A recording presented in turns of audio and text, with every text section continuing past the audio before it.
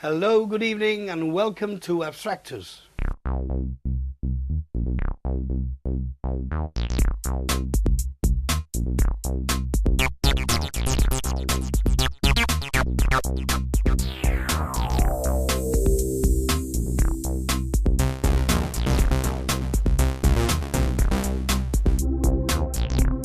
Today I'm going to try and do two things. First of all is prepare a painting using my old paint splattered t-shirt, leave it ready for next week.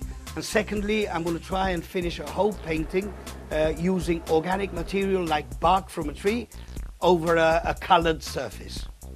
This is a t-shirt I've used in the last programs, and basically I want to cover it in glue and then stick it on the canvas. For this, what I normally do, I dip it in water. It just helps to take on the glue. So I leave that there for a while, for a second, and then secondly, I'm going to prepare a simple PVA glue solution using a bit of glue together with, say, 50% of water, 50-50 glue and water. So this will suck into the actual material, the cloth. Obviously give it a mix. Again, I use anything I can find. This is an egg whisk. Actually, this program has been conceived a bit like a cooking program. I don't know whether you watch those Jamie Oliver, Rick Stein, Rhodes, etc. We're cooking a painting now. Okay, so that should be more or less ready. Yep, that seems fine. Now basically I just get the t-shirt and soak it in the glue solution. Make sure it's all in there. Whoops. Painting is a very messy business. I mean, this new t-shirt I'm wearing is obviously a very old t-shirt. And every old shirt, anything I have, I always keep, I never throw. And now I'm going to rinse that carefully, and just leave it aside there. And just to show you, I've got some more rugs here that I've actually used to dry my paintbrushes and stuff. And they're aimed at showing the viewer what interesting colour patterns you can get from a rug. Obviously, it's down to the imagination. If you only see a rug there, filthy a rug, you won't see anything else. But if you take away all your inhibitions and start looking at what's there, some of the colours are really interesting, like that emerald green with that pink. All of these arbitrarily done, without intention.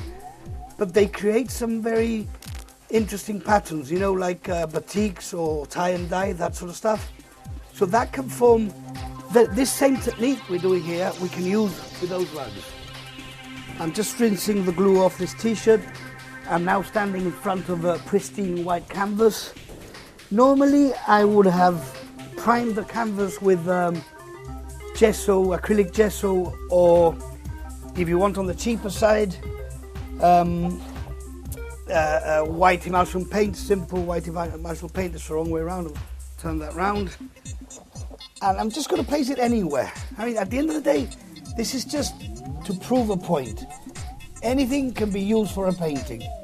Let's go for bang in the middle, more or less. I've actually cut the t-shirt in half. I've taken the back bit off so it adheres better to the canvas. Now, again, I'll probably give this another rinsing of glue, another soaking in glue, so it's going to become very hard, but it will be there on the canvas. Okay. Positioning again. I'm going to try and bring it down a bit, center it, and bring it down a bit.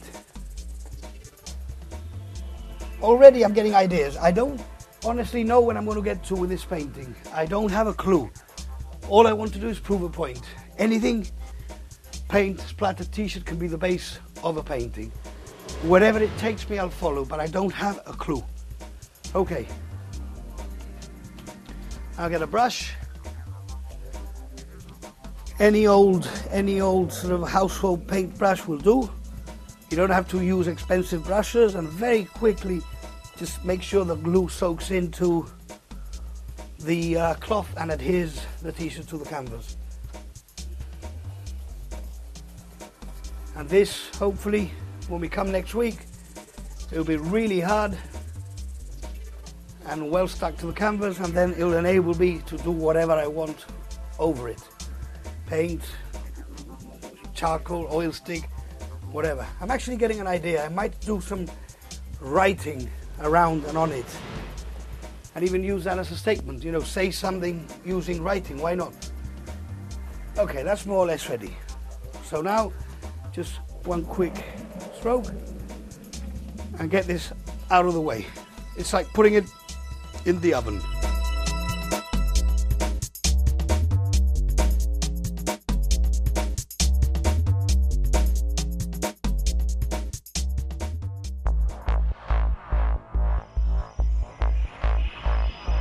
Before we start, I'd like to make a short pause and talk about one thing that a lot of people actually ask me about: inspiration. I know in the past I have said that I don't believe in inspiration. Recently I read a quote by Picasso that I think sums it perfectly. He said he believes in inspiration, but he has to find him whilst working, or find him working. Basically, inspiration, yes, but you have to be working all the time for it to come in. Now, the two things I believe an artist, there's more than two things, but there's two things I believe is important for an artist. Mainly to gather visual information, visual ideas, and be visually aware.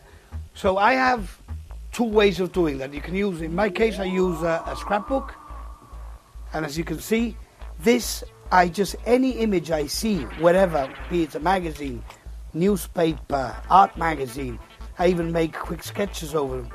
This is like a scrapbook, like a sketchbook. It's a scrapbook, but it's again also a sketchbook.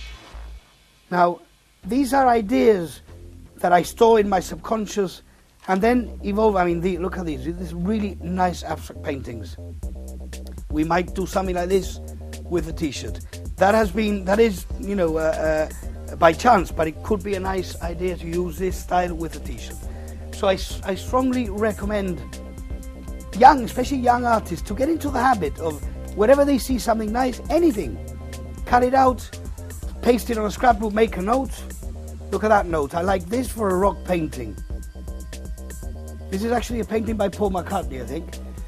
The singer, Giacometti, brilliant artist. But anyway, I'll quickly flip through this so you can see the amount of stuff, you know, even photography.